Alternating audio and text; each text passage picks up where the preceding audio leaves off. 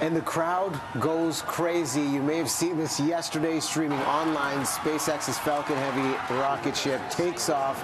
Derek Kief, you know we have to bring him on to make sense of how historic, how significant is yesterday's event to the future of space travel? Well, this really is another moment, just like the Saturn V launches that we did have back during the space race. This is reigniting that space race. This is now a challenge that's been put out to other companies, other international organizations, saying, hey, we can get back into the game that we were in back when the space race was happening. Let's bring it back and let's see what we can do with it.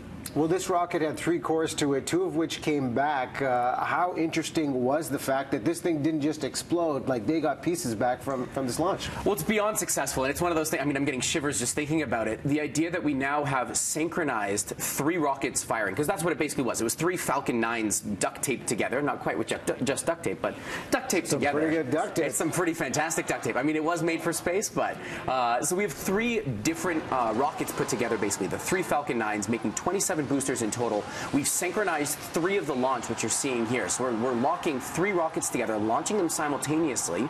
You can't even put them at full power at first because it actually would be too much pressure on the rocket itself. The vibration would completely rip it apart.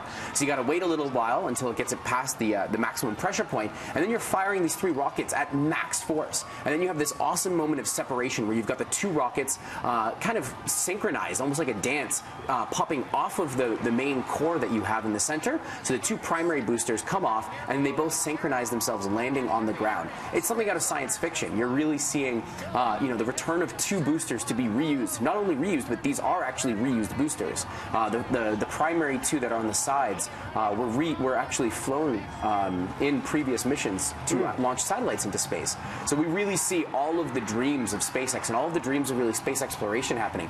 We're reusing rockets to send other stuff into space, decreasing the cost of missions, which is really what's at heart here at SpaceX. What is the ultimate objective? I mean, we talk about space travel, but in terms of discovery of new information, what did this launch, aside from the boosters themselves that you're talking about, data recorded? What did we find?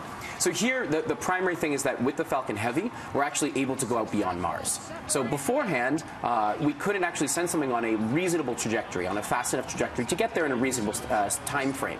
Here, it would actually be reasonable for us to get beyond Mars. And I mean, this is en route beyond Mars right now. They kind of overshot their orbit thinking that they wouldn't have enough fuel and everything. But here, we now have the ability to actually send people, send other missions and bigger payloads out beyond Mars. So the moon is now an option. Mars is now an option. All of these things are back on the table. Things that used to be, I don't want to say commonplace, but going to the moon, we used to do that fairly often. And with the Falcon Heavy, we're actually able to go again to the moon, go again to Mars, or get someone on Mars. What about the Tesla? Is that Tesla coming back?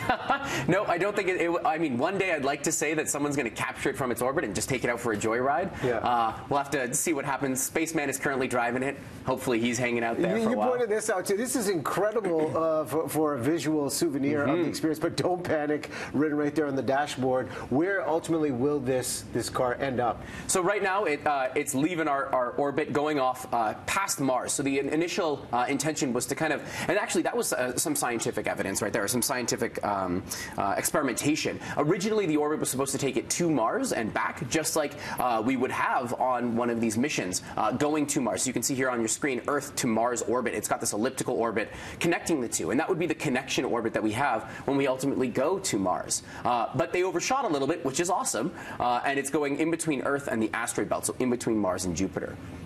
Every time this happens, we love to bring you on and get the color commentary. Derek, thank you so much. Thank you for having me. We'll follow SpaceX. They make things interesting with the Falcon Heavy. Listen, we'll take a break.